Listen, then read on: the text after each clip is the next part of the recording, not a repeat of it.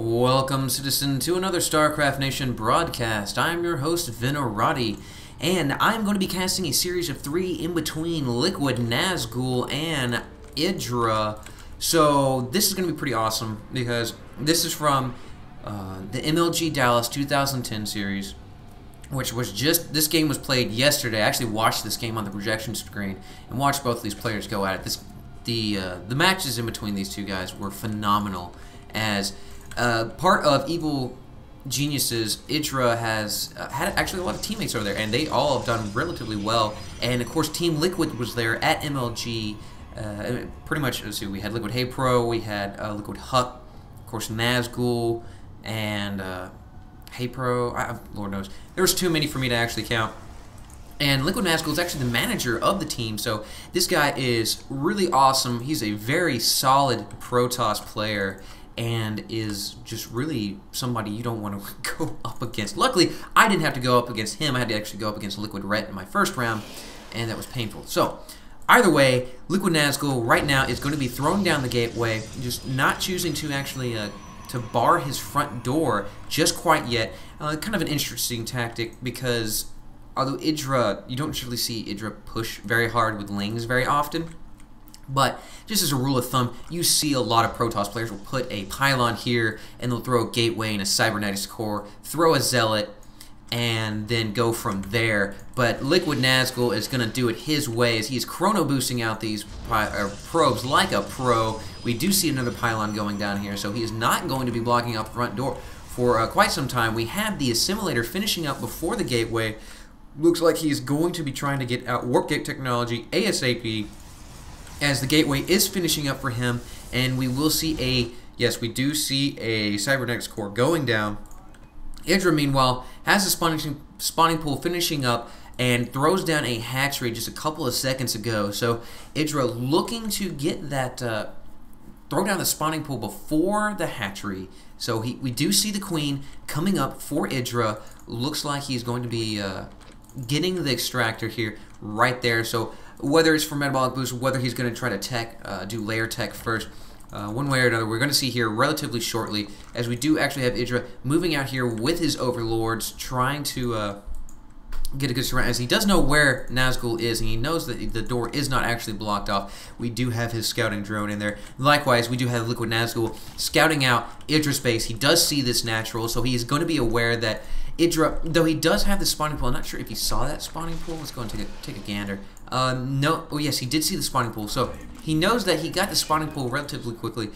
EGIdra will be able to field military units, and it might be advisable to block off the doors. We do actually see the pylon coming right here, and we see a gateway. So right now he's leaving enough room for his stalkers to get through. As you see, a lot of players will actually just leave a tiny crack, and it will block your stalkers in the main base. If you hold position a stalker right here, he will be able to hold those zerglings at bay and won't have to worry about any sort of run-bys, as we do see metabolic boost just starting for EGIdra. And I'm surprised that we're not seeing the chrono boost of the warp gate technology coming from LiquidNazgul. Don't know what he's saving it for, but we do actually see LiquidNazgul putting on some pressure with his stalkers. Right now, the stalkers are going to be able to outrun these zerglings, as they do not have the metabolic boost. We do see a spine crawler digging in, making it pretty much to where LiquidNazgul is going to have to go around now, as the spine crawler does not have the range. But EGIdra does not have much in the way of harvesters on these minerals right here, so he doesn't have to worry about any sort of major economic losses. Of course, now these two stalkers could have pinged on the hatchery, but they really wouldn't have been able to do much, and he would have really just been waiting for EGIdra to get some zerglings with the speed and be able to surround them and then kill them. But we do actually, that's what he was saving his chrono boost for. We're actually seeing Blink coming out here before he actually has the 4th gateway, so we're going to see some really quick Blink stalkers here, as we do see him spawning up full amount of stalkers. We do have the 4th gateway coming, and we're going to see some great stalker blink action here, as he does actually completely cap off his base here with that last pylon. So he doesn't really have to worry about that, as the stalkers can go ahead and blink through here and going to be just blocking these zerglings. The zerglings will not have a hope of getting in there. We actually see a scouting zergling. Seeing that, he's not actually able to get away with his life. Right now, though, EGIdra doing a good job with the Overlords, going to be able to see this entrance right here. So the option of a Nidus Swarm is there. He could choose to build a static defense right here and try to go in there and run in with some Zerglings. However, with the blink, as long as he can get some sort of view of the high ground, Nazgul will be able to go ahead and just blink the wall right here. But he does not have a Robo Bay, he does not have an Observer, so it's highly unlikely that he's going to be able to get up the ramp with a Stalker, but if he did, that would be absolutely devastating. Now, we do have a Probe moving out with the force of LiquidNazgul, so he's probably going to be bringing on a Pylon, and we have a lot of Stalkers on the field, folks. This is going to be pretty brutal, as there are not that many Roaches right here. We do have the Spinecrawler digging in here. We do have the Zerglings here waiting to get some sort of flanking surround on LiquidNazgul. There are not enough Zerglings to get a full-blown surround, but even if there were, they would be able to blink out of it, as we do see them focus firing the Spinecrawler. We do see EGIdra moving his Roaches to the side. We do actually see one Roach skating right there, and we do have EGIdra moving it back there, choosing to go ahead, throw some eggs on the hatchery, want to be able to produce a lot of units. We do see 2 Roaches finishing up there and a lot more Zerglings. We do see the Zergling trying to get some sort of surround, but we do see them block or blink behind the Mink statues. This Mink statue is really bottling EGIdra's forces right here, and EGIdra losing a lot of Roaches on this flank. We do see Nazgul, meanwhile, blinking all of his badly damaged units in the back, trying to keep them alive as long as possible. As we do see this one Stalker being blinked twice. He has 4 HP, and his shields are recharging because he has not been touched in quite some time. So we do see the Spinecrawler go down as it was trying to burrow in.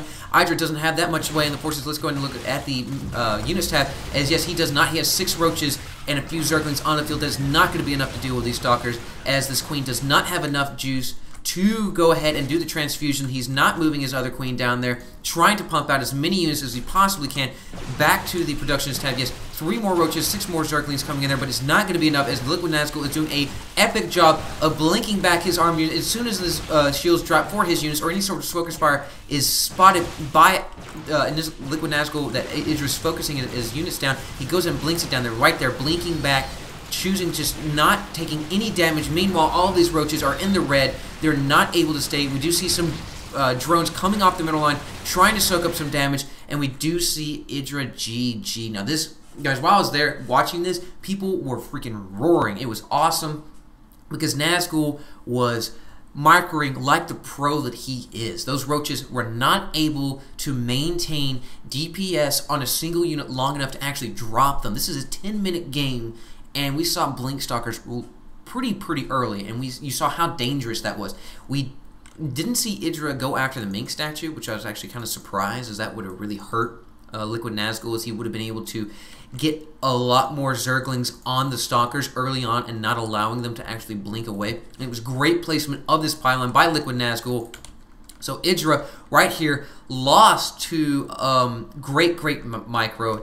EGIdra, just the timing was perfect, because he just didn't really have enough units yet, as he hadn't had a lot of time on this natural right here. So guys, hope you enjoyed that. That game was pretty epic, and there's 2 more epic games coming, as EGIdra is not going to be, he will not go quietly into the night. So guys, hope you enjoyed this, and as always, citizens, stay safe.